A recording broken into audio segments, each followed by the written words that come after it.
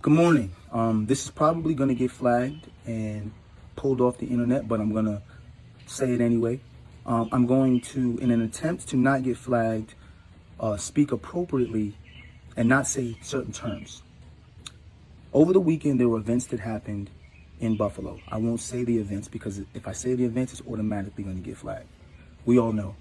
My heart goes out to the families who lost loved ones in the events this past weekend.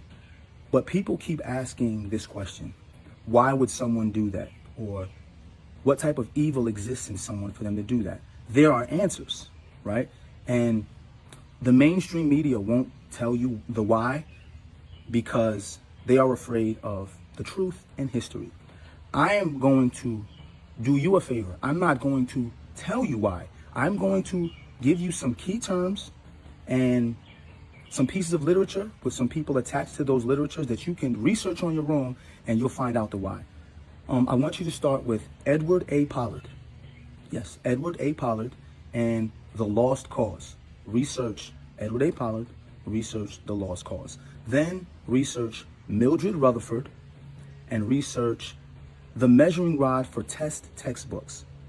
Research the UDC, United Daughters of the Sea. I'm not saying the sea because it's going to get flagged. And research Children of the Sea. Okay? Research those, start there, research those people, those terms, and just follow the timeline. All right? Because these literatures and these terms and these people from 1866, which was the year after the Civil War ended, we all know why the Civil War happened and what happened after that. The events that happened after the Civil War is what shaped what we know as the educational system today. So there are parts of history that have been changed in the guise of patriotism. And it's untrue history that they have taught us over the past 160 years that have now become known as truth for some people. And that truth has led to the events that happened this past week in Buffalo.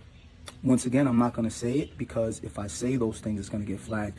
And I'm doing this not in an attempt to separate and divide. I'm doing this in an attempt to bring clarity to some people who don't understand and also educate, right? Because if you can understand what you're up against or understand why people do things, not agree, but if you understand why they do things, you now know how to move accordingly.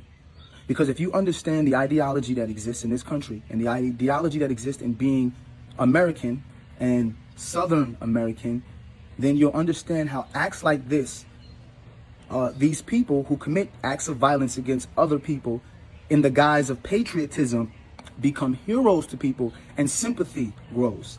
And why it continues to happen because of the ideologies that exist in this country in the guise of patriotism.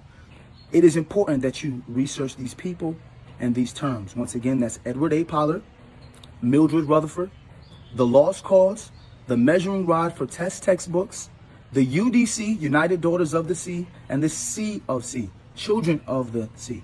Do yourself a favor.